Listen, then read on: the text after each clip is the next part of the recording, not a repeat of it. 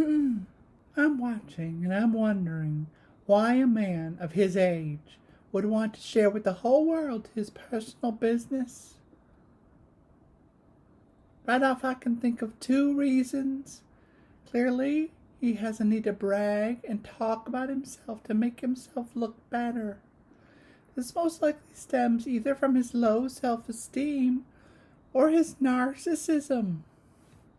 Healthy, mature adults don't usually do that. Teenagers do, but they grow out of it. People who do that are probably stuck in their emotional adolescence. So as you know by now, this is a short series called Dear Judy Scotts, and it's about how Judy Scotts, a theoretical person, maybe a troll, left me a message on a video that I made, and I've been sort of like trying to respond to you, dear Judy. And I've been sort of thinking through it in different kinds of ways. Like, for instance, I thought about the idea that Judy Scotts may or may not even exist. And I looked for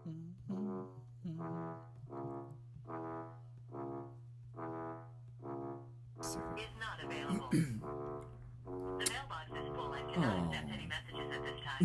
Goodbye. Oh, that's classic. So maybe I'll call back his name. I talked about the idea that I looked for Judy Scotts, but only found Judy Scotts, SCOTT, no S. And I talked about how when we get a kind of accusation from a person, the first thing we want to know is who that person is.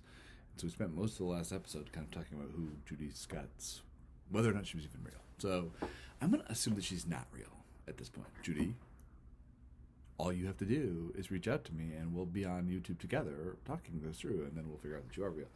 So now I'm at the point of view where I'm sort of thinking about, well, who is Judy Scotts? And I came up with a couple of theories. One is that she's a Russian troll, right? That's the most obvious thing. If it's a troll, in these days it's probably a Russian troll who's trying to destroy an election. Kind of think that's not true. It could be an angry student of mine. When I was in my 20s, I would hear about people talking about someone who had turned into an enemy of theirs, and I thought, who has enemies? Like, why would anybody have enemies? I don't have any enemies, and I don't plan on ever having any. I just didn't think that would necessarily be a part of my life, but it turns out that as you get older, I think everybody ends up with people who feel like enemies because power gets in the way. The older you get get inscribed into these situations of power. In my case, I'm a teacher, so not all the students love me. Some of them really don't love me, and maybe that's who Judy Scotts is. I mean, isn't, but pretends to be. It could be. So Judy Scotts could just be like a person who used Judy Scotts as just like a nom de plume and wanted to sort of like wander around in YouTube, but got angry really quickly because YouTube seems to her to be evidence of all the worst possible things that the world is becoming.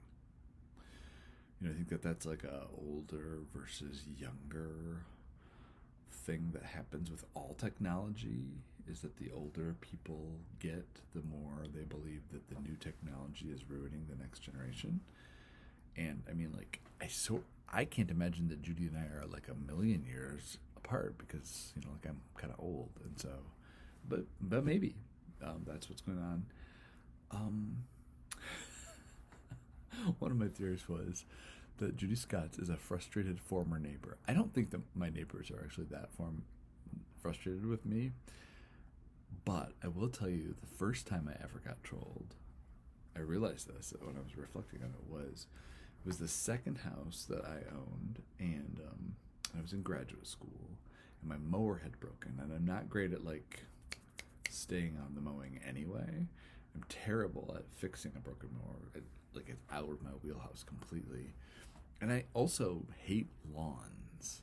Like, I actually think that lawns are detrimental to humanity. Like, this idea of constantly using all that gas and time and energy in order to create golf course greens. Like, I don't hate the aesthetic of them because I've been trained to appreciate them. But, like, I like meadows. why don't we just have meadows, endless meadows in front of houses? I'll tell you why, because meadows don't cost anything, and so lawns end up being this kind of jockeying for position. This could really get a lot of negative feedback. So anyway, those are some of my ideas about who Judy Scotts might actually be. But then, like, the next thing to sort of, like, for me to think about is how to imaginatively, like, make peace with whoever this Judy Scotts is. And so one idea that I had was to, like, fictionalize this whole situation, to turn it, I mean, that's what I've kind of been doing from the very beginning, right? I've been turning it into a story. And then it occurred to me, well, wouldn't it be interesting if I talked to people about how various authors, so here are some of the authors that are coming up in the future. So I took that, you know, remember those little bands that people wore that said WWJD, what would Jesus do? I'm riffing on that, and I'm like, what would Shakespeare do with Judy Scotts? What would Flannery O'Connor do with Judy Scotts? What would Miranda July do? What would Wes Anderson do? What would Tom Stoppard do? What would Charlie Kaufman do with Judy Scotts? I have identified artists who have resonated with me for one reason or another, or seem like they might bring something unexpected and different to the table. But what I need like experts to help me out on this. I need to talk, and so that I was calling Nate because Nate introduced me to Miranda July. I don't know if he actually introduced me. I think maybe we had both seen the movie Me, You, and Everyone We Know. But he introduced me to her fiction, and that's just one of many bonds that Nate and I have.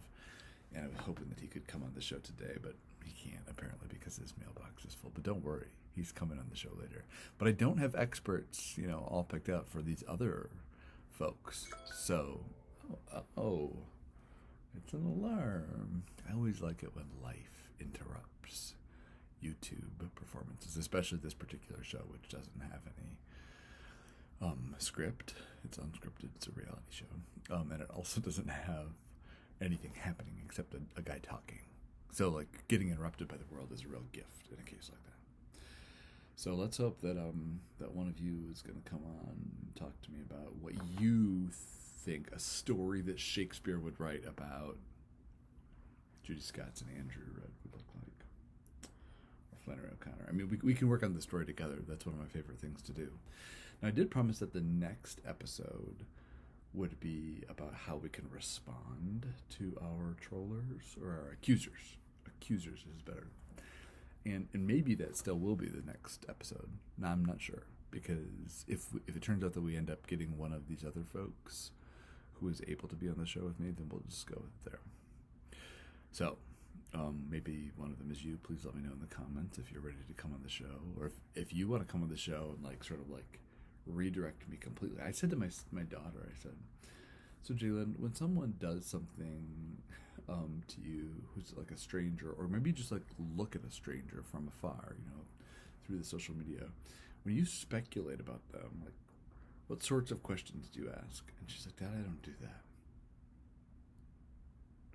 And I suddenly realized that maybe this entire enterprise is like is for a very, very small niched audience. This kind of it's not obsession with Judy Scotts at all. It's taking Judy Scotts as like Judy Scotts troll as an opportunity to like reflect on our humanity, our shared humanity, mine and Judy's, but also our common humanity as we interact with tools that put us at odds with audiences in ways that haven't happened before. The third extraordinary bad trait that I have is that sometimes when I'm telling a story, I lose the thread, and it takes a long time, like maybe after the whole day is over and you come back and you're like, oh, this is supposed to be impromptu, unscripted, reality television, kind of. But the thing that happened was that my grass got really, really tall. And one morning I went out to get the mail, and I opened the mailbox, and it was full of grass. I had been grassed. Now, the thing is that, like, it's a little bit different than Judy, what you're up to, because I'm not sure that I had bad behavior in this case.